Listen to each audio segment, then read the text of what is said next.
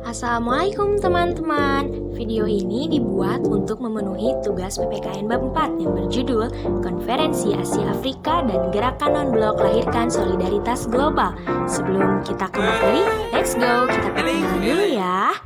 Ketua Kelompok Sabila Dwi Wicaksani, anggota Arta Dita Damayanti, Putri Indriawati Sobandi, Andini Septi Salsadila, Nur Faiza Nasution, Mira Nurlaila Tunisa, Alvina Dianti, Nida Arofatus, Salsabila Zawiyah Nazwa, Airin Tan, Witria Nur, dan Ratu Permata. Nah, let's go. Kita tonton ya, selamat menyaksikan teman-teman. Nah, di sini kita akan menjelaskan tentang Konferensi Asia Afrika. Jadi, apa itu Konferensi Asia Afrika? Konferensi Asia Afrika merupakan sebuah konferensi tingkat tinggi antara negara-negara di Asia dan Afrika yang kebanyakan baru memperoleh kemerdekaan, yang merupakan tindak lanjut dari Konferensi Kolombo. Pada konferensi itu, Indonesia diwakili oleh Ali Sastro Amijojo selaku Perdana Menteri pada masa itu. Dan Indonesia banyak memiliki pengaruh penting untuk melahirkan solidaritas global.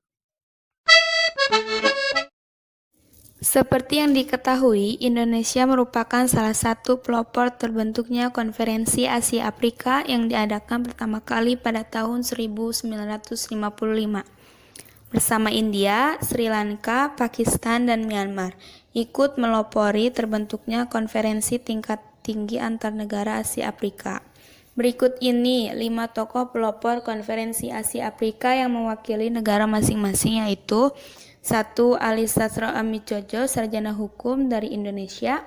2. Jawaharlal Nehru dari India. 3. Johan Tewala dari Sri Lanka. 4. Muhammad Ali Bogra dari Pakistan. Dan yang terakhir 5. UNU dari Myanmar. Konferensi Asia Afrika atau disingkat juga dengan KAA. KAA ini diawali oleh Konferensi Kolombo yang dilaksanakan pada tanggal 28 April sampai 2 Mei 1954 di Kolombo, ibu kota Sri Lanka. Konferensi Kolombo ini menghadirkan 5 negara. Pertama India, kedua Sri Lanka, ketiga Pakistan, keempat Myanmar, dan juga kelima Indonesia. 5 negara ini disebut juga dengan negara bersponsor. Konferensi Kolombo ini dikenal dengan Konferensi Pancanegara I dan membuat Konferensi Pancanegara II yang diselenggarakan di Bogor pada tanggal 22 sampai 29 Desember 1954 dan juga dihadiri oleh 5 negara tadi, dan memutuskan untuk menyelenggarakan KAA di Bandung pada tanggal 18 April sampai 24 April 1955 di Gedung Merdeka Bandung, Indonesia. Tujuannya yaitu untuk mempromosikan kerjasama ekonomi dan bidang budaya Asia Afrika. Hal-hal apa saja yang dibahas dalam Konferensi Asia Afrika? Yang pertama diawali dengan Konferensi Kolombo atau Pancanegara yang dilaksanakan di ibu kota Sri Lanka pada tanggal 28 April sampai 2 Mei 1954. Dalam konferensi Kolombo ini membahas tentang 2 poin. Yang pertama, membahas masalah Vietnam sebagai persiapan untuk menghadapi konferensi di Jenewa. Yang kedua, memutuskan akan mengadakan konferensi Asia Afrika dan pemerintah Indonesia ditunjuk sebagai penyelenggaranya. Dilanjut dengan konferensi pendahuluan kedua atau Pancanegara II yang dilaksanakan di Bogor pada tanggal 22 sampai 29 Desember 1954.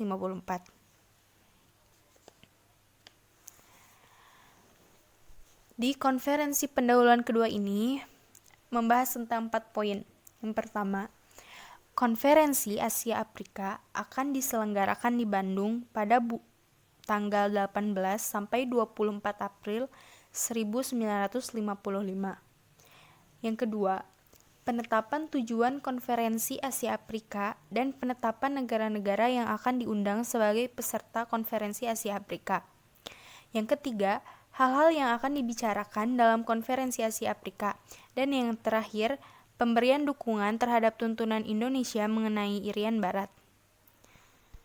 Nah, dan yang terakhir adalah konferensi Asia Afrika yang dilaksanakan di Gedung Merdeka Bandung pada tanggal 18 sampai 24 April 1955. Dalam konferensi Asia Afrika ini membahas tentang beberapa poin dan saya akan singkat jadi 5 poin utama. Yang pertama, meninjau masalah-masalah hubungan sosial ekonomi dan kebudayaan dari negara-negara Asia dan Afrika. Yang kedua, menjalin kerukunan antar umat beragama di wilayah Asia dan Afrika. Yang ketiga, memberikan sumbangan untuk memajukan perdamaian dan kerjasama dunia. Yang keempat, mencanangkan gerakan politik untuk melawan kapitalisme asing.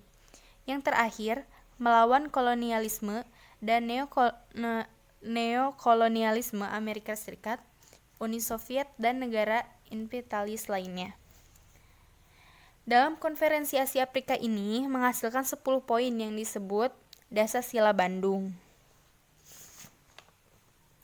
Dan dari konferensi Asia Afrika ini juga menghasilkan Gerakan Non-Blok atau GNB.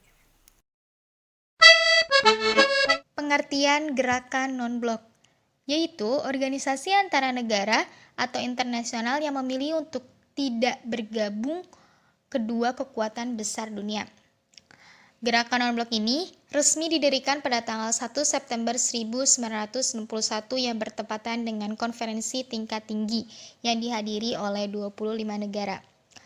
Latar belakang gerakan non-blok adalah tidak terpisahkan dari kisah Perang Dingin. Maksud kisah Perang Dingin di sini adalah masa-masa kompetisi atau lomba antara dua negara pemenang Perang Dunia Kedua, yaitu negara Amerika Serikat dan Uni Soviet.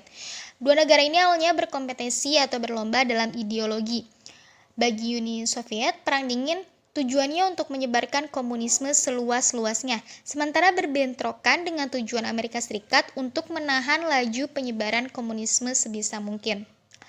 Pada tahun 1954, Perdana Menteri India mencetuskan kata non-blok ini didasarinya oleh 5 poin atau yang disebut 5 pengendali. 5 pengendali ini yaitu menghormati kedaulatan dan integritas teritorial, kemudian perjanjian non-agresi, kemudian menghormati dan tidak mencampuri negara lain, dan mengatasi permasalahan dalam negerinya, dan yang terakhir, kemakmuran bersama serta selalu aktif menjaga perdamaian. 5 poin ini bisa disebut sebagai Pancasila Gerakan Non-Blok. Nah, ada 2 blok di masa Perang Dingin atau Gerakan Non-Blok ini ya, yaitu Blok Barat dan Timur. Blok Barat ini yang diciptakan oleh Amerika Serikat yang menganut kapitalisme. Blok Barat ini anggotanya adalah Belgia, Belanda, Inggris, Perancis, Denmark, Italia, Portugal, Islandia, dan lain sebagainya. Kemudian, Blok Timur yang diciptakan oleh Uni Soviet menganut komunisme mendirikan aliansi militer yang anggotanya adalah Bulgaria, Jerman Timur, Hungaria, Polandia, dan Romania. Pertempuran 2 blok ini dikhawatirkan akan berubah menjadi Perang Dunia Ketiga. Seperti itu. Prinsip dasar gerakan non-blok. 1. Mewujudkan perdamaian dunia berdasarkan prinsip-prinsip universal tentang kesamaan kedaulatan hak, martabat antara negara-negara di dunia. 2. Kemerdekaan nasional, kedaulatan integritas wilayah, persamaan derajat, dan kebebasan setiap negara untuk melaksanakan pembangunan di bidang sosial, ekonomi, dan politik. 3.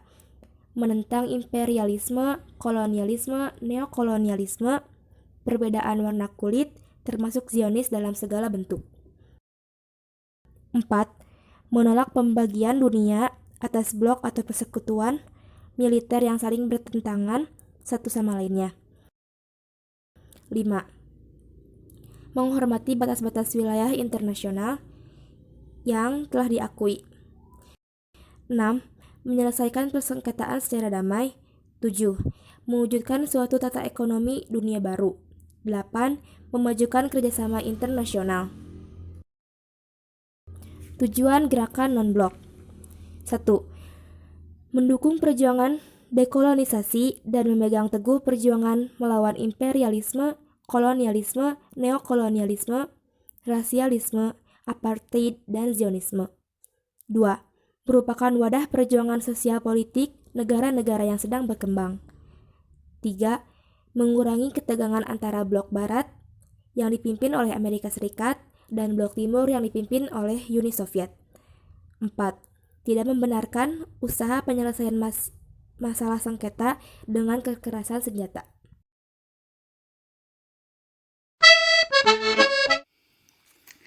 Indonesia merupakan salah satu negara yang memiliki peranan penting dalam gerakan non-blok. Berikut peranan Indonesia dalam gerakan non-blok. Pertama, Indonesia berperan sebagai pelopor berdirinya gerakan non-blok. Yang kedua, dalam konferensi tingkat tinggi gerakan non-blok 10 tahun 1992, Indonesia berperan sebagai tuan rumah penyelenggaraan konferensi tingkat tinggi dan Presiden Soeharto bertindak sebagai ketua gerakan non-blok. Yang terakhir, Indonesia memprakarsai kerjasama teknis di beberapa bidang, misalnya bidang pertanian dan kependudukan. Nah, sekarang kalian jadi tahu kan apa itu Konferensi Asia Afrika dan Gerakan Non-Blok? Bagus! Thanks for watching!